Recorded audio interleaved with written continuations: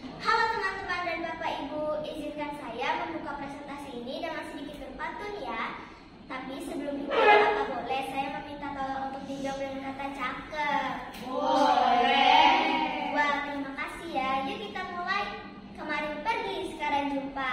Cakep. Sekali jumpa dengan hati gembira. Cakep. Semangat pagi dan salam sejahtera bagi kita semua.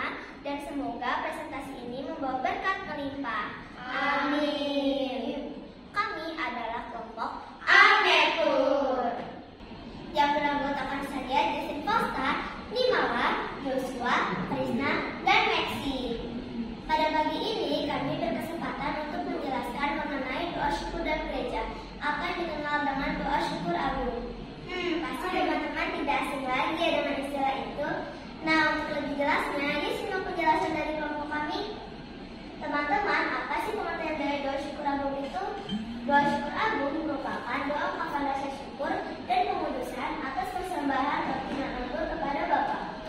Doa ini menjadi puncak atau jantung dari perayaan Ekaristi yang setiap minggunya kita ikuti loh. Teman-teman, ada 5 isi dari doa syukur dalam gereja atau yang dikenal dengan doa syukur agung ini, yaitu pertama, terdapat kalimat ucapan syukur. Imam mengucapkan pujian kepada Allah Bapa dan bersyukur kepadanya atas segala karunia dan karya penyelamatan Allah. 2. Ada juga nyanyian pujian kudus. Di sini, seluruh jemaat gereja berpadu dengan penghuni surga untuk menyanyikan lagu pujian kudus. 3. Mengenang Kristus juga terdapat dalam isi doa syukur ini, di mana gereja dan umat beriman yang hadir mengenang akan sengsaranya yang menyelamatkan umat manusia, mengenang kebangkitannya yang mulia dan kenaikannya ke surga. 4. Persembahan kepada Allah Bapa dalam Roh Kudus. Gereja mempersembahkan kurban syukur berupa roti kehidupan dan piala keselamatan kepada Allah Bapa dalam Roh Kudus. Ini adalah wujud ungkapan terima kasih kita atas karunia Allah. Maksudnya, agar umat beriman belajar mempersembahkan dirinya kepada Allah Bapa.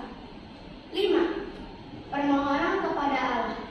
Kita memohon untuk memberkati paus dan uskup, memohon membawa orang yang telah meninggal dunia ke hadiratnya. Juga memohon agar kelak kita dapat bersatu dengan Maria dan para kudus di surga untuk memuliakan dan memuji Allah melalui Yesus Kristus. Sedangkan tujuan dari doa syukur dalam gereja atau yang dikenal dengan doa syukur agung ini yaitu pertama, sebagai peringatan akan sengsara, wafat, kebangkitan, dan kedatangan kembali Yesus Kristus. Gereja mengenang sengsara, wafat, kebangkitan, dan kedatangan kembali Yesus Kristus, di mana dalam kemuliaannya Yesus mendamaikan manusia berdosa dengan Allah melalui kurban putranya. 2. Umat beriman bersatu dengan Kristus untuk memuji karya Allah yang agung dan mempersembahkan kurban syukur kepada Allah bagi kesejahteraan seluruh gereja dan semua anggotanya yang masih hidup maupun yang telah meninggal. Di dalam doa syukur agung ada bagian yang dikenal sebagai konsekrasi, di mana dua roti dan anggur menjadi tubuh dan darah Kristus melalui sabda dan Roh Kudus.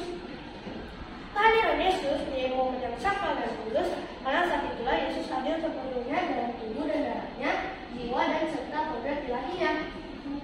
Kehadiran Yesus juga menjadi cahaya nyata dalam rupa Ekaristi dimulai sejak konsekrasi dan selama rupa Ekaristi ada.